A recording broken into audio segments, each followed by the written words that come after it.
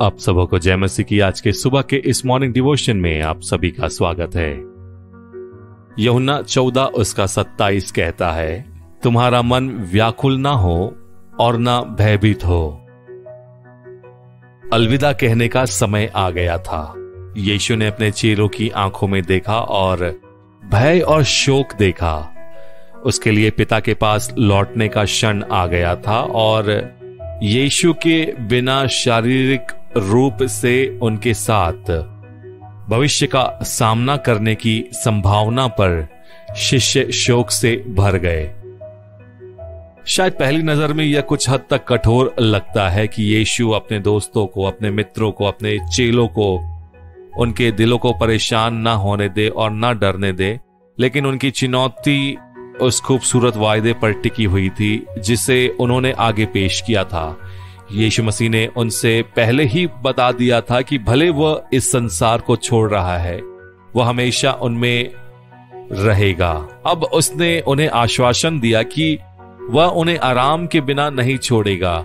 वह उन्हें बनाए रखने और उनका मार्गदर्शन करने के लिए अपनी पवित्र आत्मा को भेजेगा। पवित्र आत्मा परमेश्वर, जो त्रिएक परमेश्वर का एक रूप, एक भाग है, और वह आज भी हमारे लिए ऐसा ही करता है। तो भले ही यीशु मसीह आज पिता की दाहिनी ओर है, हमारे लिए प्रार्थना और निवेदन करते हैं और लिखा है कि वो हमारे लिए एक जगह तैयार करने गए हैं, लेकिन उन्होंने पवित्र आत्मा परमेश्वर को हमारे लिए, हमारी सहायता के लिए भेजा है। वो सत्य का आत्मा जो हमें सत्य की बातों को सिखाता है और हमें मजबूत बनाकर, शिष्यों की तरह हम भी पाते हैं कि दुख में हृदय मजबूत हो सकते हैं और दर्द में आराम मिलता है, क्योंकि परमेश्वर ने हमें अपना आत्मा दिया है।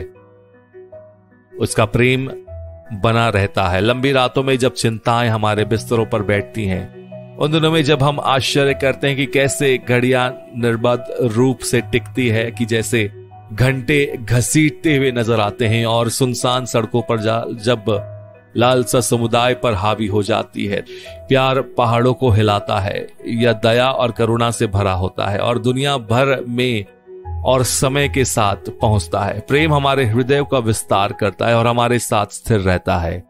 यह हमारे साथ शोक करता है और हमें चंगा भी करता है। प्यार हमें शानदार स्वर्ग और भयानक घाटी की झलक देता है। प्रेम हमें वह कान देता है कि हम सुन सकें फिर से एक बार कि डरो मत, क्योंकि परमेश्वर तुम्हारे साथ है।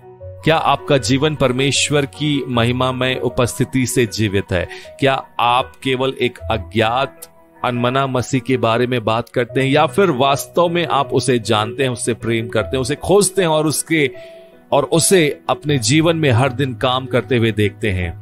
यदि आप एक निर्जीव, आनंदहीन, शक्तिहीन जीवन जी रहे हैं, बाइबल यीशु मसीह के बारे में कहती है उसमें जीवन था और वह जीवन मनुष्यों की ज्योति था। यूहन्ना 1:4।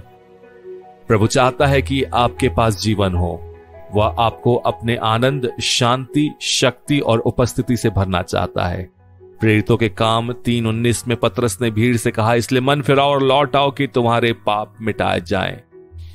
परमेश्वर के सामने अपने हृदय को नम्र करे, उससे कहे कि वह आपको क्षमा करे, उससे कहे कि आपको वह क्षमा करे और उसके प्रति हम वास्तविक बने।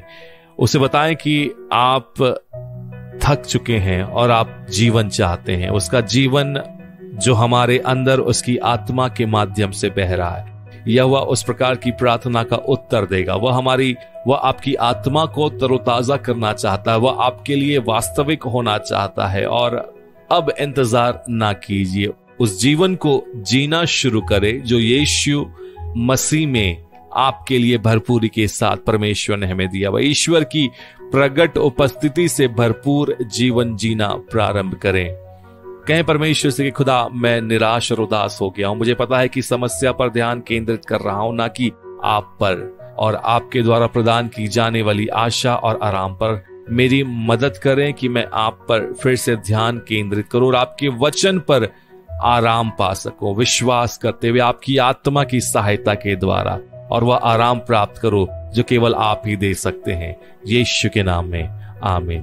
परमेश्वर आप सभी को आशीष देवे।